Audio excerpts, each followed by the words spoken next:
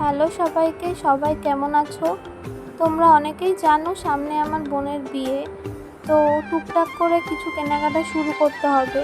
তো লাগেজ কিনতে গেছিলাম আমি আর মা হাবড়াতে।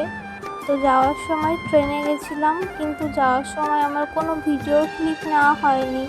আর যে স্টোর থেকে কিনেছি সেই স্টোরেরও কোনো ভিডিও করা হয়নি। এই লাগেজটা ওখানে সবথেকে বেস্ট ছিল এবং বড়। আর এটাতে না ওয়াটারপ্রুফ অনেক কিছু দেখালো, যেগুলো ভালো লেগেছে সবগুলোর থেকে এটাই বেস্ট ছিল। আর আমি স্টেশনে এসে মায়ের জন্য ওয়েট করছিলাম। একটা জিনিস কেনা বাকি ছিল, ওটাই মা নিয়ে আসতে গেছিলো।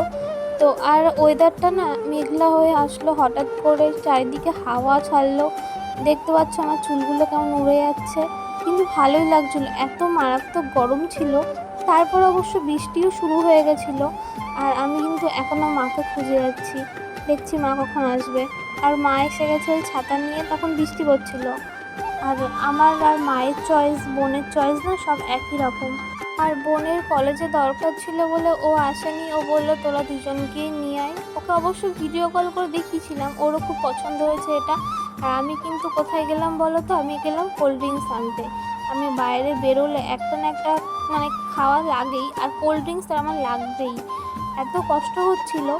আর মাকে বললাম একটু ভিডিও করে দাও, মা তো চারিদিকটা আরও ভিডিও করলো, আমার ক্লিপই কম নিল। আমি পরে এসে দেখলাম আমার কোনো তেমন ভিডিওই করেনি। যাই হোক, মা কিন্তু ভালোই ফটোগ্রাফার, মাঝে মাঝে ভালো ফটো তুলে দেয়, ভিডিও করে দেয়। আর আমরা কিন্তু টুকটাক করে শপিং করে রাখতে হবে, কারণ আমাদের ফ্যামিলিতে তো বেশি মানুষ না যে একেবারে গিয়ে অনেক কিছু শপিং করতে পারবো। আমাদেরকে 3 জনকে করতে হবে। আর বাবা যেহেতু সপ্তাহে বাড়ি আসে, তো বাবা এসেও বা একদিনে কতই কষ্ট করবে, কতই কাজ করবে। এই দেখো, আমি কিন্তু কোল্ড ড্রিঙ্কস এনে আগে মাকে দিয়েছি। আর মায়েরও খুব কষ্ট হয়ে গেছে, দেখতে পাচ্ছ মুখটা পুরো লাল হয়ে গেছে। আমিও প্রচুর ঘামি, আমার মাও প্রচুর ঘামে। আর যাই হোক, এরপরে কিন্তু আমাদের প্রচুর শপিং বাকি, কিছুই শুরু হয়নি তেমনভাবে। কিছু শাড়ি কেনা হয়েছিল, আগের দিন একটা ভিডিও করেছিলাম।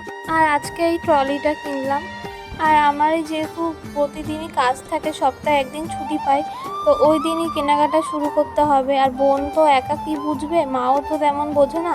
আমরা 3 জন গেলে অবশ্য সব কিছু ঠিকঠাক বুঝে শুনে কিনতে পারবো। তো দিন বাকি আছে, কিন্তু দিন বাকি থাকলেও কি হয়েছে, সপ্তাহে একদিন করে টাইম পাবো আমরা কেনাকাটার জন্য। আর মা জানি না কী চিন্তা করছিল।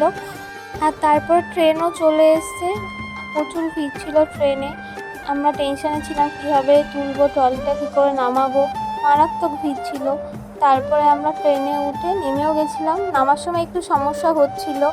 আর দেখতে পাচ্ছ আমি কি কষ্ট করে ট্রলিটা নিয়ে যাচ্ছি। বুনু কিন্তু আজকে বেঁচে গেছে, কলেজে গেছে, নাহলে ওরও কিছুটা কষ্ট হতো।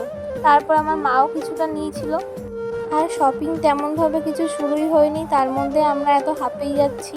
তারপরে মা ফুচকা কাকুকে দেখতে পেলো। মা কাকুর সাথে কথা বললো, কাকু বললো রাতে কথা বলবে বিয়ের ব্যাপারে, যেহেতু বিয়েতে ফুচকা নেবে তো ওই জন্য। আর তারপরে মা আবার ট্রলি নিয়ে শুরু করলো যাওয়া। ট্রলিটা যতটা দেখতে বড় ততটাই কিন্তু ভারী, কারণ আমি দেখে বোঝা যাচ্ছিল না। যখন আমরা অনেকটা দূর হেঁটে হেঁটে আসছিলাম, তত যেন ভারী হয়ে আসছে। লাস্টে তো মা এইভাবেই নিল ট্রলিটা। আর কি করবে, মুখে হাসি, কারণ বিয়ের জন্য যেহেতু শপিং করতে হচ্ছে, কষ্ট হলেও মুখে হাসি রাখতে হবে। কিন্তু আমাদের সত্যি কথা, শপিং করতে গিয়ে কষ্ট হয়েছে, কিন্তু খুব ভালোও লাগছিল। দিদি হয়ে দিদির কর্তব্য কাজ করছি। আর ট্রলিটা আনার পরে আগে যতগুলো শাড়ি টাড়ি কেনা হয়েছিল বোনের জন্য, সেইগুলো সব ওর মধ্যে ভরে রেখে দিয়েছি। রাখার পরে দেখলাম প্রচুর জায়গা এখনও ফাঁকা ছিল। ট্রলিটা যাই বলো, সবাই কিন্তু ভালোই বলেছে, কিন্তু বোন বলছিল নাকি অনেকটা বড় হয়েছে।